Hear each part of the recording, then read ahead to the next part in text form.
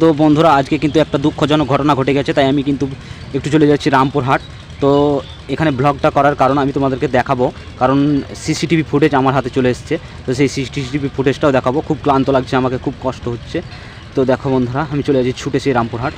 তো এখন বিষ্ণুপুরে চলে এলাম।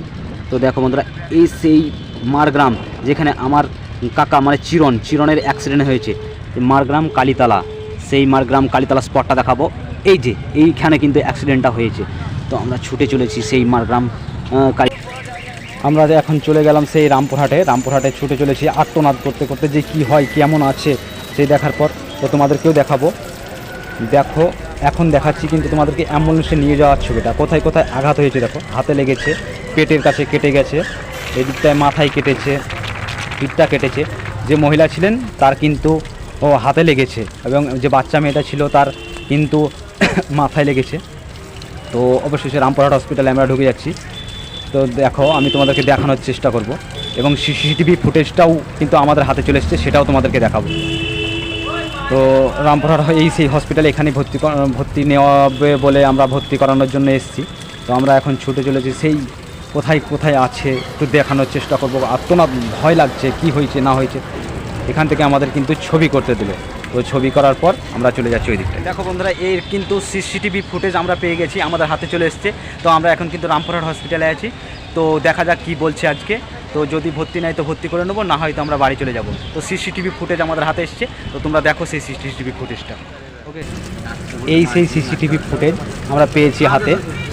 দেখো সেই সিসিটিভি ফুটেজ। এই যে ঠাকুর মাসের সামনে দিয়ে লাল বস্ত্র পরে আসছে, উনি কিন্তু না দেখে রাস্তাটা পার হচ্ছে, সেই জন্য কাটা দিয়ে দেখো দেখো কীরকম অবস্থা। এই দেখো কতটা জোর বেঁচে গেছে, কি হয়েছে দেখো একটু। কত এই সেই চাঁদ ঠাকুরকে বাঁচাতে গিয়েই কিন্তু এই হাল হয়ে গেল। তো এর দোষ কার, এইটা তোমাদের কাছে প্রশ্ন।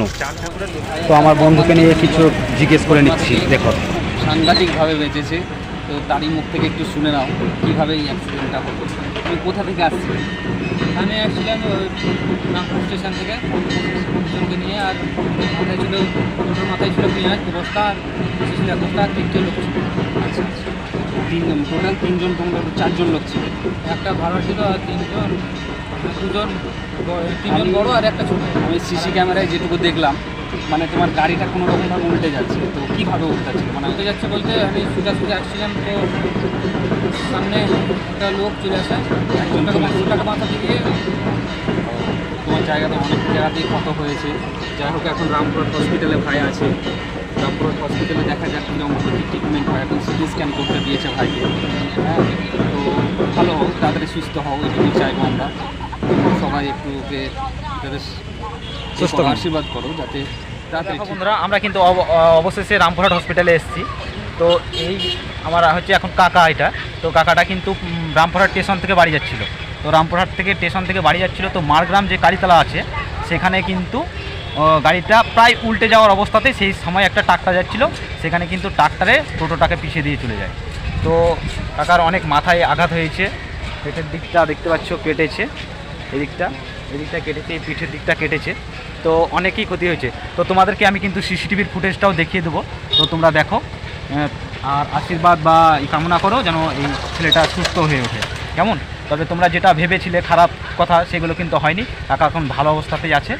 তো ঠিক আছে, আমরা এখন সিটি স্ক্যান রুমে বসে আছি ছবি করার জন্য। তো দেখো এই মেয়েটার কিন্তু মাথায় আঘাত পেয়েছে, এই ভদ্রমহিলার কিন্তু হাতে আঘাত পেয়েছে, বা হাতটা ভেঙে গেছে মনে হচ্ছে। ছবি না করলে বোঝানো যাবে না, তাই সিটি স্ক্যান রুমে আমরা বাইরে বসে আছি। কখন সিটি স্ক্যানের ছবি হয়, তো যদি হয় তো করাবো, না হয় তো সেটাও তোমাদেরকে দেখাবো। ওকে, তোমরা দেখো, খুব কষ্টজনক ঘটনা। কাকাটা কিন্তু খুব কষ্ট হয়েছে, আঘাত পেয়েছে। তো এখন আমরা ছুটি নিয়ে বাড়ি চলে যাচ্ছি। দেখালাম তো ছবি করতে, মানে ছবি করানো হলো না। তো যাই হোক, আমরা এখন চলে যাচ্ছি, বাড়ি চলে যাবো। অনেক ভগবানের কাছে প্রার্থনা করো যেন এনারা তাড়াতাড়ি সুস্থ হয়ে ওঠে, এটাই আমি চাই।